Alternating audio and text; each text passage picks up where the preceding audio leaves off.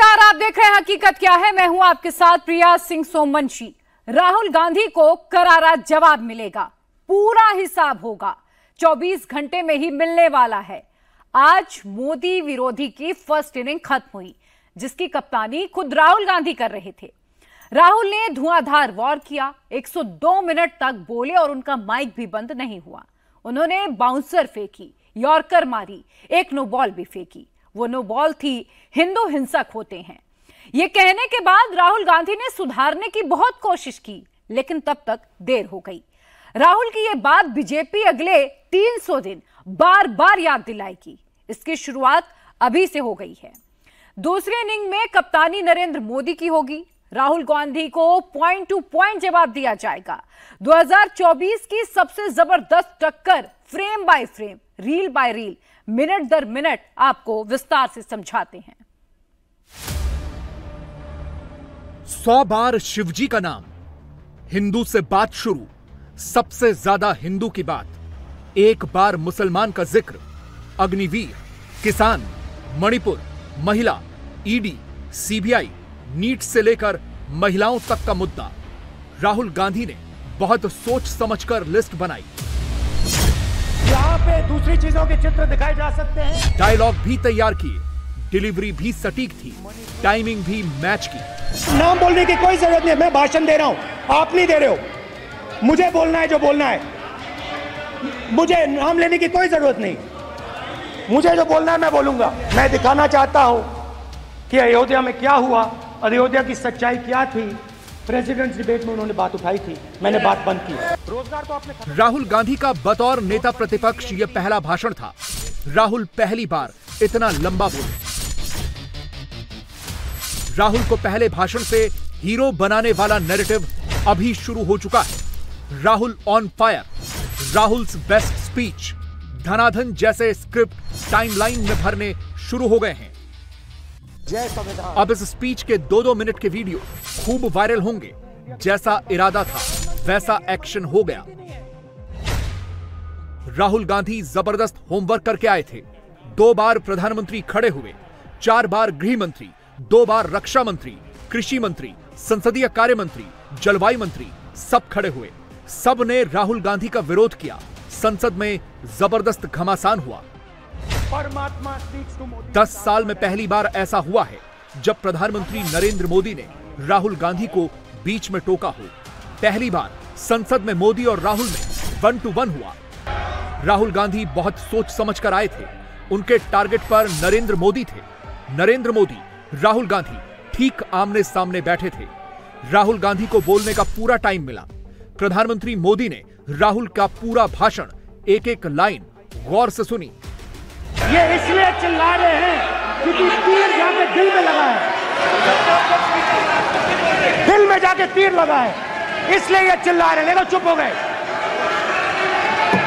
देखिए speaker sir चुप हो गए सब। अध्यक्ष जी, लोकतंत्र ने और संविधान ने मुझे सिखाया है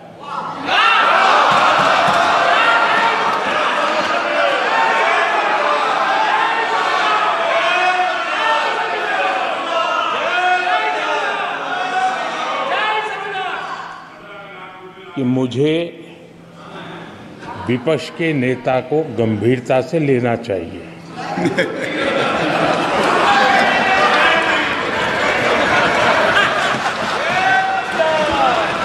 स्पीकर सर।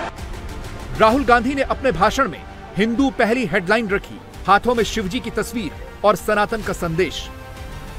स्पीकर सर, यह चित्र पूरे हिंदुस्तान के दिल में है। पूरा हिंदुस्तान इस चित्र को जानता है, समझता है।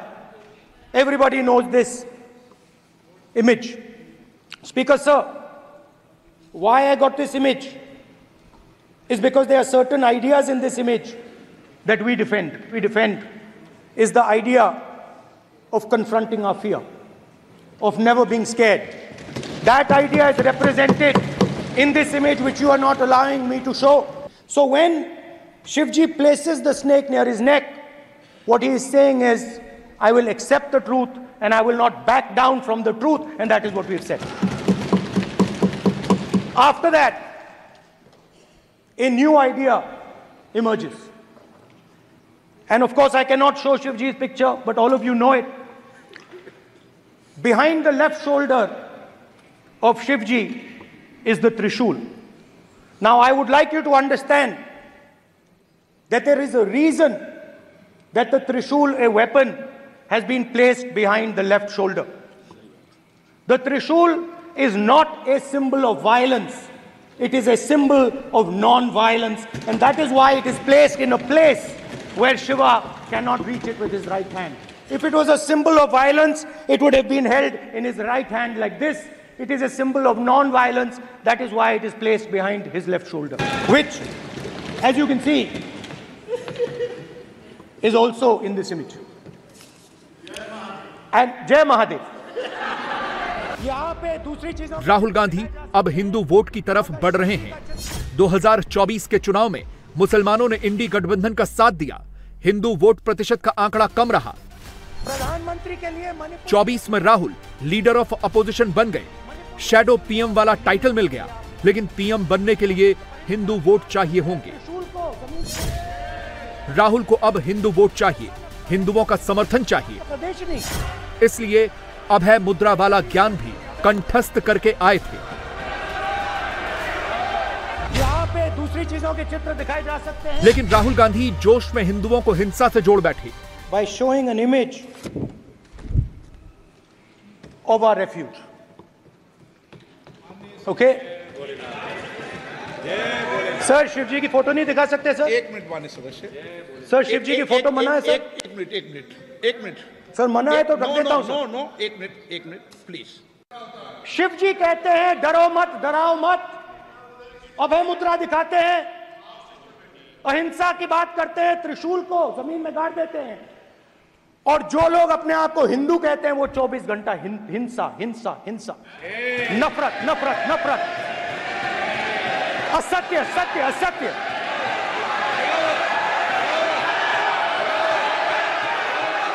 आप हिंदू हो ही नहीं। राहुल गांधी के पीछे बैठे दीपेंद्र हुड्डा को एहसास हो गया था बात स्क्रिप्ट के बाहर चली गई, तो तुरंत राहुल को बीजेपी हिंदू वाला कॉन्सेप्ट याद दिलाया। बात समझिए, ये इसलिए चिल्ला रहे हैं क्योंकि तीर जाके दिल में लगा है। लेकिन बीजेपी ने राहुल को गलती सुधारने का मौका नहीं दिया। और सराबा कर इतने बड़े वाकया को छिपाया नहीं जा सकता। विपक्ष के नेताजी ने कैटेगोरिकली कहा है कि जो अपने आप को हिंदू कहते हैं वो हिंसा करते हैं। मैं फिर से रिपीट करना चाहता हूं, उनका वाक्य था जो अपने आप को हिंदू कहते हैं वो हिंसा की बात करते हैं, हिंसा करते हैं। मान्यवर, इस देश में शायद इनको मालूम नहीं है, करोड़ों लोग अपने आप को गर्व से हिंदू कहते हैं, गर्व से हिंदू कहते हैं। क्या वो सभी लोग हिंसा की बात करते हैं, हिंसा करते हैं? हिंसा की भावना को किसी धर्म के साथ जोड़ना, और ये सदन में और संवैधानिक पद पर बैठे हुए व्यक्ति ने, मैं मानता हूं मान्यवर, उन्होंने इसकी माफी मांगनी चाहिए।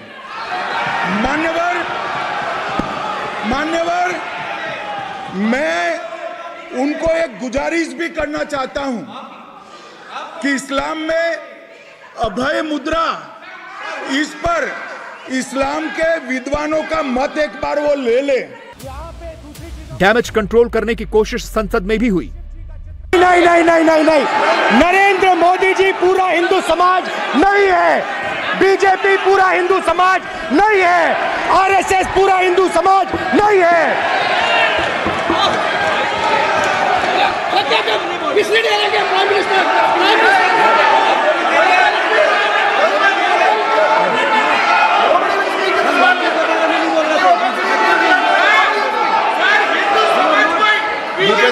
ये ठेका नहीं है बीजेपी का। संसद के बाहर भी कांग्रेस ने हिंदू और हिंसा को अलग अलग दिखाने पर जोर लगा दिया। राहुल ने जो नहीं कहा वो समझाने की पूरी कोशिश की गई, क्योंकि अगर लाइन बदल गई तो हिंदू वोट हाथ से निकल जाएगा। राहुल गांधी का टारगेट हिंदू वोट है। राहुल ने आज ठीक अपने बगल में अयोध्या से सांसद अवधेश प्रसाद को बिठाया। 28 जून को राहुल गांधी और अवधेश प्रसाद पहली लाइन में थे, लेकिन उनके बीच में एक सांसद बैठी थी। आज राहुल ने यह दूरी खत्म कर दी, क्योंकि अब अयोध्या पर राहुल को बात करनी थी। अयोध्या ने राम भगवान की जन्मभूमि, प्लीज ब्रदर, राम भगवान की जन्मभूमि ने बीजेपी को मैसेज दिया, और ये आपके सामने मैसेज बैठे हुए हैं। मैंने इनसे पूछा, कल कॉफी पी, इनसे मैंने पूछा बताइए, मैंने पूछा कि बताइए ये हुआ क्या। बीजेपी ने राम मंदिर का इनॉग्रेशन किया। पूछा कि आपको कब पता लगा कि आप अयोध्या में जीत रहे हो, और आपने कहा पहले दिन से मुझे पता था। सही बात। और मैंने कहा ये क्या हुआ। उन्होंने कहा राहुल जी, अयोध्या में एयरपोर्ट बना, अयोध्या की जनता से जमीन छीनी गई और आज तक उन्हें मुआवजा नहीं मिला है। उन्होंने कहा, सही बात, उन्होंने कहा कि अयोध्या में जो भी छोटे छोटे दुकानदार थे, जो भी छोटी छोटी बिल्डिंग्स थी, उन सारों को तोड़कर गिरा दिया गया और उन लोगों को सड़क पर कर दिया गया। इन्होंने यह भी कहा कि अयोध्या के इनॉग्रेशन में अयोध्या की जनता को बहुत दुख हुआ, क्योंकि इनॉग्रेशन में अदानी जी थे, अंबानी जी थे, मगर अयोध्या का कोई नहीं था।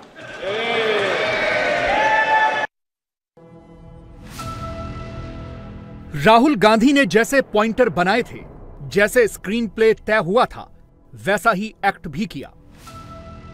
राहुल गांधी ने अयोध्या में एयरपोर्ट, दुकान और जमीन सौदे पर घोटाले का आरोप लगाया। बात अयोध्या की आई तो इसका फैक्ट चेक कराने खुद योगी आदित्यनाथ आए।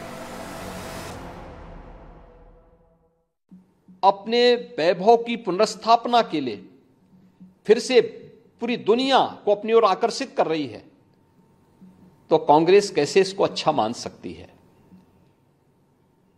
श्री राहुल गांधी का बयान झूठ का एक पुलंदा है। सच्चाई यह है, अयोध्या के अंदर 1733 करोड़ रुपए केवल मुआवजे के रूप में अयोध्या वासियों को प्रदेश सरकार ने उपलब्ध करवाए हैं। चाहे वह भक्ति पथ हो, राम पथ हो, जन्मभूमि पथ हो, चाहे वह एयरपोर्ट के निर्माण का हो, चाहे वह 14 कोसी परिक्रमा के मार्ग का हो, एक एक वहां के नागरिक को, जिसके नाम पे जमीन थी, जिसके नाम पे दुकान थी, जिसके पास दुकान का पोजीशन था, उन्हें प्रॉपर कंपनसेशन दिया गया। श्री राहुल गांधी के बयान सत्य से परे हैं, झूठ का एक पुलंदा है। उत्तर प्रदेश और अयोध्या को बदनाम करने की साजिश है। राहुल गांधी ने अग्निवीर पर भी एक रिपोर्ट तैयार की, जिस पर खुद रिसर्च की और फिर संसद में सुनाई। छोटे से घर में अग्निवीर शहीद हुआ, लैंडमाइन ब्लास्ट में शहीद हुआ। मैं उसे शहीद कह रहा हूं, मगर हिंदुस्तान की सरकार उसे शहीद नहीं कहती है। नरेंद्र मोदी उसे शहीद नहीं कहते हैं। नरेंद्र मोदी उसे अग्निवीर कहते हैं। उस घर को पेंशन नहीं मिलेगी, उस घर को कॉम्पनसेशन नहीं मिलेगी, शहीद का दर्जा नहीं मिलेगा, मगर अग्निवीर को जवान नहीं कहा जा सकता। अग्निवीर यूज एंड थ्रो मजदूर है। और आप उससे कहते हो, उसको आप 6 महीने की ट्रेनिंग देते हो, 6 महीने की ट्रेनिंग देते हो। दूसरी तरफ चाइना के जवान को 5 साल की ट्रेनिंग मिलती है, राइफल लेकर उसके सामने खड़ा कर देते हो, उसके दिल में भय पैदा करते हो। एक जवान और दूसरे जवान के बीच में फूट डालते हो। सिंपल सी बात है स्पीकर सर, इनको अग्निवीर अच्छा लगता है, आप उसको रखिए, हम उसको बदल देंगे, हटा देंगे। सिंपल सी बात है, हमारी सरकार आएगी, अग्निवीर को हम हटा देंगे, क्योंकि हम सोचते हैं कि अग्निवीर सेना के खिलाफ है, जवानों के खिलाफ है, देशभक्तों के खिलाफ स्कीम है। हम इस स्कीम को नहीं चाहते। राहुल ने अग्निवीर स्कीम पर आरोप लगाया तो संसद में राजनाथ सिंह ने तुरंत जवाब दिया। अब सदन के सामने 2 स्टेटमेंट हुए, एक हुआ विपक्ष के नेता का, दूसरा हुआ माननीय राजनाथ सिंह जी का, रक्षा मंत्री जी का। ये कहते हैं कि 1 करोड़ रुपया नहीं मिलता है। श्री राजनाथ सिंह ने अधिकृत रूप से कहा कि मारे जाने वाले अग्निवीर को जो शहीद होता है उसको 1 करोड़ रुपया मिलता है। उनको फैक्चुअल पोजीशन सदन पर रखनी चाहिए मान्यवर। ये सदन झूठ बोलने की जगह नहीं है मान्यवर, यहां सच बोलना चाहिए।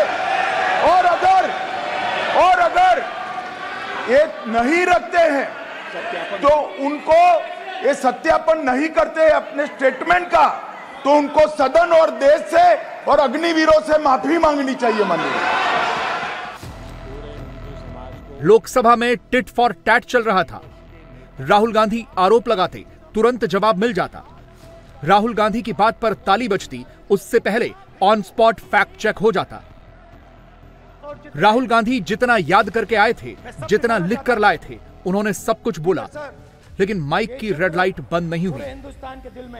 यही बात राहुल ने शायद गौर नहीं की और माइक ऑफ को फिर मुद्दा बनाना चाहा, मगर ओम बिरला ने माइक वाला टॉपिक हमेशा के लिए बंद कर दिया। सर मेरा सवाल है सर, इस माइक का कंट्रोलर किसके हाथ में? प्लीज बैठिए सर ये ऑफ होता है, प्लीज माने बैठिए प्लीज।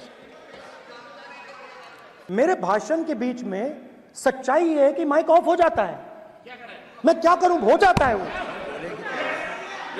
अब आपने देखा मैंने अयोध्या शब्द यूज किया और माइक ऑफ हो गया। नो,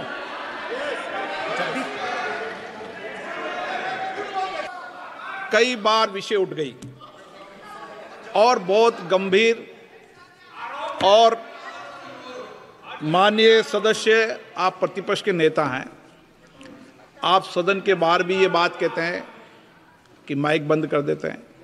मैंने कई बार आग्रहपूर्वक किया कि आसन पर इस तरीके का आरोप नहीं लगाएं। आसन पर सभी दल के लोग बैठते हैं और सभी दल के लोग सभापति तालिका पे हैं, और सब जानते हैं कि एक व्यवस्था होती है, जिस भी माननीय सदस्यों को आग्रह किया जाता है बोलने का वो बोला जाता है, और जिसको आग्रह नहीं किया जाता उसका माइक चालू नहीं होता। आप बोलने के लिए खड़े, आपका माइक कभी बंद नहीं हुआ। आसन में जो भी विराज रहे हैं वो अगर आपका नाम नहीं पुकारते हैं तब माइक चालू नहीं होता। ये व्यवस्था हमेशा इस सदन की रही है, पुराने में भी और नए में भी। 102 मिनट के भाषण में राहुल ने हिंदू हिंसा वाली सबसे बड़ी गलती कर दी। हिंदू हिंसा वाली लाइन पर प्रधानमंत्री तक खड़े हो गए। संसद में जो हुआ वो वहां पर खत्म नहीं होगा, बात आगे जाएगी, संसद से सड़क तक जाएगी, क्योंकि राहुल गांधी ने बड़ी गलती कर दी। एक अपरिपक्व बुद्धि का व्यक्ति ही इस प्रकार की बचकाना बयानबाजी करेगा। हिंदू भारत का मूल समाज है,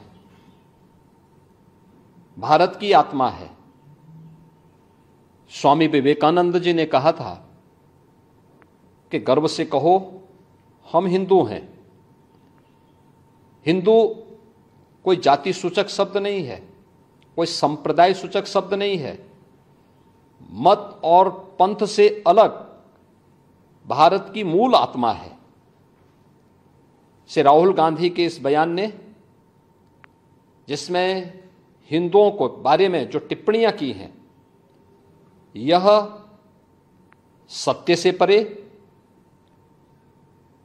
भारत की मूल आत्मा को लहूलुहान करने जैसा है। बोलने से पहले उन्हें ये पता होना चाहिए उनके पास बोलने के लिए सामान क्या है।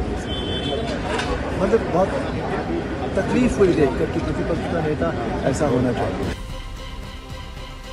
राहुल गांधी संसद में शिवजी की फोटो लेकर आए, शिवजी की तस्वीर का मतलब समझाया, लेकिन जोश में अपमान कर बैठे।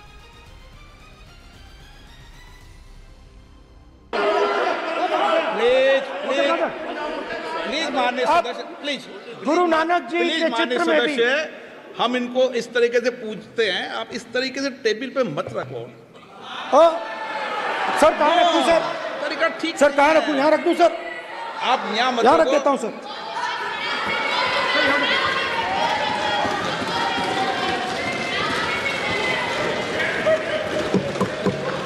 पूरी तरीके से गलत है। और जिस तरीके से महादेव का और महादेव के भक्तों की आस्था का मजाक उड़ाया गया है, बार बार उनका ये कहना, आप इसको मजाक के तौर पर ही बोल रहे थे ना, तंज के तौर पर ही बोल रहे थे ना, टॉन्ट ही आप कस रहे थे कि शिवजी ने कहा डरो मत, डराओ मत, डरो मत, डराओ मत।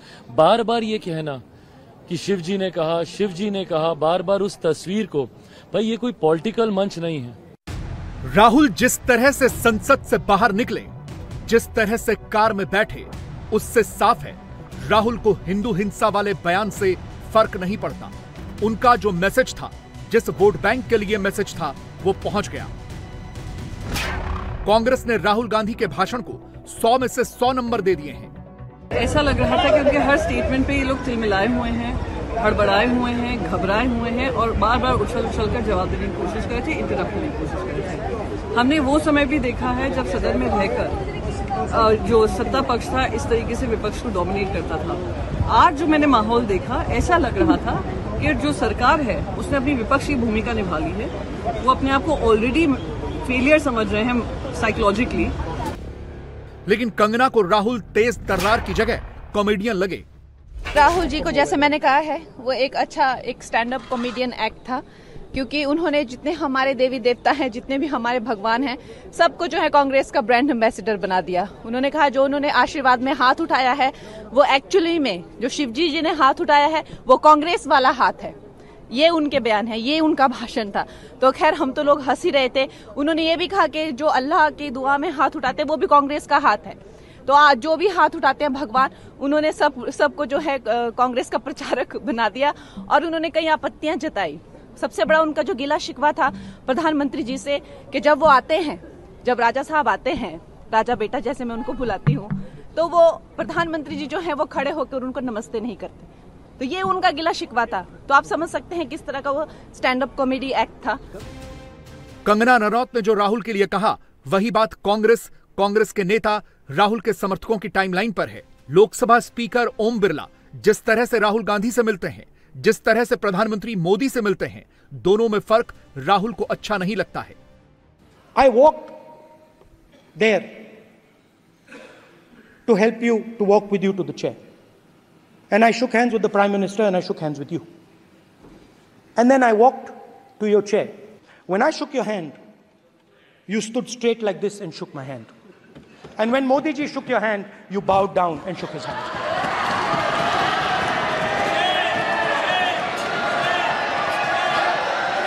ये आसन के सामने आरोप है, ये चेयर के सामने आरोप कर रहे हैं माननीय। Now with all respect, sir. Rahul Gandhi Modi को तानाशाह वाले चश्मे से देखते हैं। मोदी से कौन कैसे मिलता है, उसमें मोदी की कमी खोजते हैं। हिंदू पर राहुल ने ज्ञान जरूर दिया, लेकिन हिंदू संस्कार उनको ओम बिरला ने सिखाए। देश के माननीय नेता, माननीय प्रधानमंत्री सदन के नेता हैं और मुझे मेरी संस्कृति संस्कार ये कहते हैं, व्यक्तिगत जीवन में भी, सार्वजनिक जीवन में भी और इस आसन पर भी, जो हमसे बड़े हैं उनको झुककर नमस्कार करो। मुझे यही सिखाया है और बराबर वालों से बराबर का व्यवहार करो, यही मुझे सिखाया है। अभी राहुल गांधी ने पहली इनिंग खेली है। पहली इनिंग में हिंदू हिंसा, हैंडशेक, माइक ऑफ जैसी गलतियां कर बैठे। अभी सेकंड इनिंग बाकी है। सेकंड इनिंग में प्रधानमंत्री मोदी को आना है। राहुल ने जहां से बात खत्म की, बात वहां से शुरू होगी और जहां तक राहुल सोच नहीं सकते वहां तक बात जाएगी। आज संसद में जमकर हंगामा हुआ, लेकिन अखिलेश यादव पार्लियामेंट में नहीं थे। इसकी वजह है आज अखिलेश यादव का जन्मदिन था। पूरे उत्तर प्रदेश में माहौल गर्म हो गया है। भैया ब्रिगेड ने पोस्टर लगाने शुरू कर दिए। इन पोस्टर्स पर क्या लिखा गया है? अवधेश प्रसाद पासी इंडी गठबंधन में पावर बैलेंस कैसे कर रहे हैं? यूपी के लिए योगी का नया गेम प्लान क्या है? सब कुछ समझिए इस रिपोर्ट के जरिए। अखिलेश का बर्थडे सेलिब्रेशन पहले भी खूब हुआ है। समाजवादी पार्टी का जश्न भी मना है, लेकिन इस बार का जन्मदिन खास है। इस जन्मदिन में अखिलेश का नया पोस्टर है, पीडीए वाला टेक्सचर है, 37 सीटों पर जीत का फ्लेवर है। अखिलेश को बाबा ने बधाई दी, बुआ ने बधाई दी, लेकिन सबसे अलग अंदाज राहुल गांधी का दिखा। और ऐसा हो भी क्यों ना, 51 साल के हो चुके अखिलेश के लिए ये जन्मदिन बेहद स्पेशल है। संसद में पहली बार समाजवादी पार्टी तीसरे नंबर की पार्टी बनी है। इंडी गठबंधन में दूसरे पायदान पर है और यूपी में नंबर 1 पर है। अखिलेश की कामयाबी बड़ी है तो पार्टी वर्कर गिफ्ट भी बड़ा देना चाहते हैं। अखिलेश के तोहफे के तौर पर यूपी में नेक्स्ट प्राइम मिनिस्टर वाले पोस्टर चस्पा कर दिए गए हैं। कई शहरों में बड़े बड़े होर्डिंग लगाए गए हैं, लेकिन कांग्रेस और गांधी परिवार के गढ़ अमेठी में लगे ये पोस्टर सियासत की नई हवा, नई दिशा के संकेत दे रहे हैं। यूपी में समाजवादी पार्टी की सीटें बढ़ी हैं, वोट शेयर बढ़ा है। पार्टी को यादव और मुस्लिम वोट पहले भी मिलते थे, लेकिन 5 सीटों में से 37 सीटों का सफर पीडीए फॉर्मूले से मुमकिन हुआ। गैर यादव ओबीसी और दलित वोट ने अखिलेश को दिल्ली की सियासत के सेंटर में खड़ा कर दिया। समाजवादी पार्टी के लोगों के लिए और खास तौर से पीडीए के लोगों के लिए बहुत बड़ा दिन है।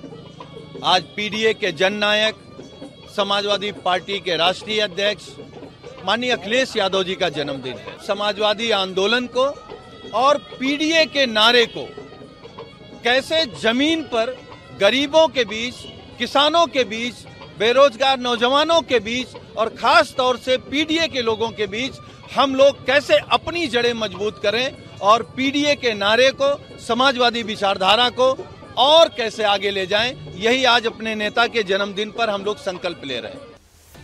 यूपी और केंद्र की सियासत में अखिलेश की नेक्स्ट स्ट्रेटेजी क्या है वो समझाएंगे, लेकिन इसके लिए संसद की तस्वीर देखना जरूरी है। जहां राम मंदिर है, वहां से बीजेपी को हराकर संसद पहुंचने वाले अवधेश प्रसाद पासी अखिलेश यादव के लिए सिर्फ राजा अवधेश नहीं है, बल्कि समाजवादी पार्टी के दलित फेस हैं। अखिलेश ने अवधेश पासी को दलित सियासत का पोस्टर बॉय बना दिया है। राजा अवधेश अखिलेश के पीडीए प्लान के सबसे मजबूत प्लेयर है और अखिलेश के इसी दांव में राहुल फंसते जा रहे हैं। जब संसद शुरू हुई तो अखिलेश अवधेश प्रसाद का हाथ पकड़कर संसद पहुंचे। अवधेश प्रसाद को सबसे आगे राहुल गांधी के बगल में बिठाया। आज जब राहुल हिंदू धर्म की नई परिभाषा समझा रहे थे, तब भी उन्हें अवधेश प्रसाद की जरूरत पड़ी। अयोध्या समझाने के लिए अवधेश प्रसाद का सहारा लेना पड़ा। दरअसल इंडी अलायंस में दलित पॉलिटिक्स हो रही है। 2 ब्लॉक बने हैं, एक तरफ राहुल गांधी के सुरेश है, दूसरी तरफ अखिलेश के पास अवधेश है। शुक्रवार को जब लोकसभा की कार्यवाही खत्म हुई, तब leader of opposition Rahul Gandhi के एक तरफ के सुरेश तो दूसरी तरफ अवधेश थे। आज भी राहुल के राइट में के सुरेश और लेफ्ट में अवधेश प्रसाद दिखे। राहुल गांधी ने स्पीकर पद के लिए के सुरेश का नाम आगे बढ़ाया था, तो डिप्टी स्पीकर के लिए इंडी गठबंधन की तरफ से अवधेश प्रसाद का नाम सबसे आगे चल रहा है। इंडी अलायंस में ही डिप्टी स्पीकर को लेकर शक्ति प्रदर्शन की तैयारी है। बताया जा रहा है कि ममता बनर्जी ने अवधेश प्रसाद का नाम आगे किया है, लेकिन अभी तक इस मुद्दे पर कांग्रेस ने चुप्पी साध रखी है। अवधेश प्रसाद का नाम आगे कर ममता एक तीर से दो निशाना साधना चाहती है। एक तो अवधेश प्रसाद दलित है, अगर उनकी दावेदारी का बीजेपी विरोध करती है तो विपक्ष बीजेपी के दलित विरोध वाला नैरेटिव सेट करेगा। दूसरी तरफ अवधेश प्रसाद के चेहरे को आगे कर ममता कांग्रेस की प्रेशर पॉलिटिक्स को खत्म करना चाहती है। हमारे नेता आदरणीय अखिलेश यादव जिनकी मेरे ऊपर कृपा है, सब कुछ उन्हीं पर डिपेंड करता है। वो विपक्ष के अन्य माननीय नेताओं से बातचीत करेंगे, रणनीति तय करेंगे, सारी चीज सब कुछ दारोमदार उन्हीं के ऊपर है। ना अखिलेश यादव चाहते हैं और ना ही ममता बनर्जी चाहती है कि कांग्रेस मजबूत हो, राहुल गांधी सियासी तौर पर मजबूत हो। डिप्टी स्पीकर पर अवधेश प्रसाद को आगे कर ममता और अखिलेश ने राहुल को ऐसा झटका दिया है जिसे वो समझ भी नहीं पाए। अवधेश प्रसाद का नाम आने से राहुल गांधी कैसे कमजोर होंगे ये समझिए। सबसे पहले डिप्टी स्पीकर की राहुल की पसंद का उम्मीदवार नहीं होगा। लगातार संविधान और दलितों की बात करने वाले राहुल की दलित पॉलिटिक्स कमजोर होगी। सबसे बड़ी बात, इंडी गठबंधन में पावर बैलेंस भी बनेगा, जिसमें कांग्रेस बहुत मजबूत नहीं दिखेगी। उद्धव ठाकरे की शिवसेना और केजरीवाल की आम आदमी पार्टी भी अवधेश प्रसाद के नाम पर राजी है। पहली बार संसद पहुंचे अवधेश प्रसाद को अखिलेश यादव इनामी ट्रॉफी की तरह क्यों घुमा रहे हैं, ये भी समझ लीजिए। 78 साल के अवधेश प्रसाद दलित समुदाय से आते हैं और फैजाबाद से एसपी के टिकट पर चुनाव जीतकर लोकसभा पहुंचे हैं। अयोध्या भी फैजाबाद संसदीय सीट में ही आता है। जिस राम मंदिर को बीजेपी ने पूरे चुनाव में मुद्दा बनाया था, वहीं से बीजेपी हार गई थी। अवधेश प्रसाद ने बीजेपी के लल्लू सिंह को करीब 50,000 वोटों से हराया था। अवधेश प्रसाद अखिलेश के पीडीए फॉर्मूले का सबसे मजबूत किरदार है। वो मायावती के दलित वोट बैंक में सेंध लगा सकते हैं। अवध रीजन में समाजवादी पार्टी के लिए ट्रम्प कार्ड बन सकते हैं। अवधेश प्रसाद पासी सिर्फ अवध में ही नहीं बल्कि यूपी में अखिलेश यादव को दलितों का वोट दिला सकते हैं, तो यूपी के बाहर दलित पिछड़ा समीकरण को सेट कर सकते हैं। ये जो पीडीए का फार्मूला है, यह एक मंत्र है, एक सूत्र है। वो तमाम लोग जिनको आज भी समाज में कमजोर हैं और उनको उनका हक हिस्सा नहीं मिला है, उनके लिए एक आशा का किरण है ये पीडीए। माननीय अखिलेश यादव जी ने ये ठान लिया है कि जनगणना कराएंगे और जनगणना में जिसकी जितनी संख्या होगी उस संख्या के एतबार से उनको हक, हिस्सा और अधिकार दिया जाएगा। उत्तर प्रदेश में कुल 21% दलित है, जिसमें सबसे बड़ी संख्या जाटवों की है। 54% जाटव वैसे तो मायावती की पार्टी के कोर वोटर माने जाते हैं, लेकिन 2024 में जाटव वोटों का बड़ा हिस्सा इंडी अलायंस की तरफ गया। दलितों में दूसरी सबसे बड़ी हिस्सेदारी पासी समाज की है। 16% पासी समाज की नुमाइंदगी अवधेश प्रसाद करते हैं। इनके अलावा 6% धोबी, 5.5% कोरी, 2% खटीक और 17% में धानुक, बहेलिया, डोम और पासवान, जिन्हें दुसाध भी कहते हैं। 2024 के चुनाव में दलित वोटर्स का वोटिंग पैटर्न बिल्कुल बदला दिखा। अखिलेश यादव ने संविधान और आरक्षण को लेकर बीजेपी के खिलाफ जो नैरेटिव बनाया वो काम कर गया। दलितों के बड़े हिस्से ने बीजेपी के खिलाफ वोट किया। 2024 में 44% जाटवों की पहली पसंद बहुजन समाज पार्टी रही, लेकिन इंडिया अलायंस को जाटवों के 25% वोट मिले, जो कि बीजेपी से 1% ज्यादा थे।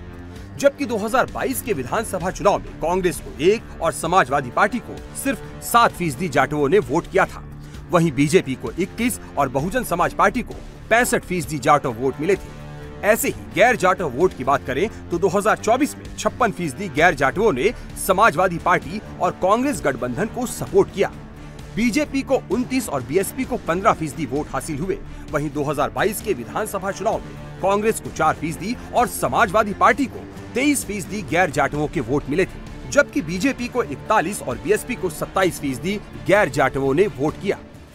अगर 2022 विधानसभा चुनाव में कांग्रेस और समाजवादी पार्टी को मिले जाटव वोट को जोड़े तो यह आंकड़ा सिर्फ 8% पहुंचता है, लेकिन 2024 में दोनों पार्टियों को 25% जाटव वोट मिले, यानी 2022 की तुलना में 17% ज्यादा जाटवों ने इंडिया अलायंस को वोट किया। ऐसे ही 2022 में समाजवादी पार्टी और कांग्रेस को कुल 27% गैर जाटवों का समर्थन मिला था, लेकिन 2024 में ये बढ़कर 56% पहुंच गया।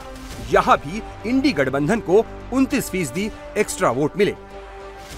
अगर ये सपोर्ट बेस आगे भी बना रहा तो बीजेपी को 2027 विधानसभा चुनाव में भी मुश्किलों का सामना करना पड़ सकता है।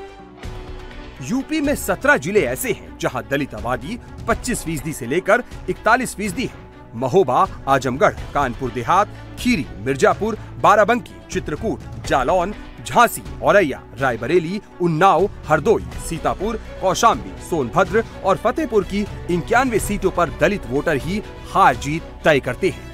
ऐसे में अवधेश प्रसाद डिप्टी स्पीकर का चुनाव भी लड़ते हैं तो रिजल्ट जो भी निकले, लेकिन इससे यूपी के दलित समाज में एक पॉजिटिव मैसेज जाएगा। हमेशा डिप्टी स्पीकर का पद विपक्ष को दिया जाता है और इंडिया गठबंधन ने जब एक नाम आगे किया है, वो भी दलित समाज का नाम आगे किया है, तो ऐसे में सत्ता को घमंड में नहीं रहना चाहिए, उसे स्पीकर का पद विपक्ष को दे देना चाहिए। अखिलेश यादव यूपी में अपना अम्ब्रेला बढ़ा रहे हैं। मुस्लिम यादव वाले नैरेटिव से निकलकर पिछड़े और दलितों की पॉलिटिक्स कर रहे हैं। 2024 में अखिलेश का ये दांव काम कर गया, लेकिन क्या संविधान वाला फॉर्मूला 10 सीटों पर होने वाले उपचुनाव में चलेगा? ये मुश्किल लगता है।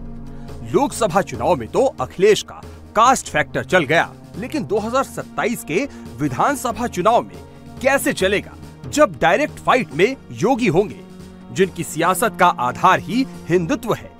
वहां जातियां कैसे बटेंगी? 2029 के लोकसभा चुनाव तक अखिलेश का पीडीए कितना काम करेगा ये कहना मुश्किल है, क्योंकि सियासत सिर्फ अखिलेश ही नहीं कर रहे। योगी भी यूपी की पॉलिटिकल साइंस के मास्टर हैं। वो जानते हैं कि हारी हुई बाजी को जीत में कैसे बदला जाता है। योगी के पास अखिलेश के पीडीए वाली सियासत की काट मौजूद है। अखिलेश यूपी में एक एक वोट जोड़ रहे हैं तो योगी यूपी की 23 करोड़ जनता के लिए दिन रात काम कर रहे हैं। लोकसभा चुनाव में हिंदू वोट बटा, इसलिए बीजेपी का नंबर घटा था और योगी अब हिंदुत्व की ऐसी पिच पर मैच खेल रहे हैं जहां हिंदुओं को जाति में बांटना मुश्किल हो जाएगा। अखिलेश का पास जाटव कार्ड फेल हो जाएगा। 22 जुलाई से सावन का महीना शुरू होने वाला है। सावन में ही शिवरात्रि, नाग पंचमी और रक्षाबंधन का त्योहार मनाया जाएगा। इसी दौरान कांवड़ यात्रा भी निकलेगी और मुहर्रम का जुलूस भी। अधिकारियों को योगी का सीधा निर्देश है कि त्योहारों के दौरान किसी भी तरह की लापरवाही बर्दाश्त नहीं होगी। धार्मिक परंपरा और आस्था का सम्मान होगा, लेकिन परंपरा के खिलाफ काम करने की मंजूरी नहीं मिलेगी। योगी का क्लियर मैसेज है कि कांवड़ हो या मुहर्रम, नई परंपरा की इजाजत किसी को नहीं मिलेगी। कांवड़ यात्रा में लाउड स्पीकर और डीजे बजेंगे, लेकिन उसका वॉल्यूम नियमों के हिसाब से ही होगा। डीजे की ऊंचाई एक तय सीमा से अधिक नहीं होगी। वहीं मुहर्रम जुलूस में योगी ने ताजियों की हाइट और रखने की जगह सब फिक्स कर दी है। यूपी में जब से योगी की सरकार आई तब से कांवड़ यात्रा करने वालों के लिए सुविधाएं बढ़ी हैं। कांवड़ियों पर पुष्प वर्षा की तस्वीरें हर साल सामने आती है। योगी ने कांवड़ यात्रा पर सुविधाएं जरूर बढ़ाई हैं, लेकिन यात्रा के नाम पर उपद्रव करने वालों को मैसेज भी दिया है। योगी के इस फैसले से जातियों में बटे हिंदू फिर से एकजुट होंगे।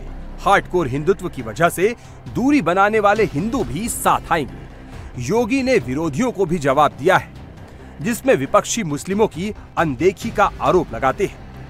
योगी का मैसेज साफ है। यूपी में वो धर्म, आस्था और कानून तीनों को साथ लेकर चलेंगे। ना भक्तों की अनदेखी होगी, ना उपद्रवियों को बख्शा जाएगा।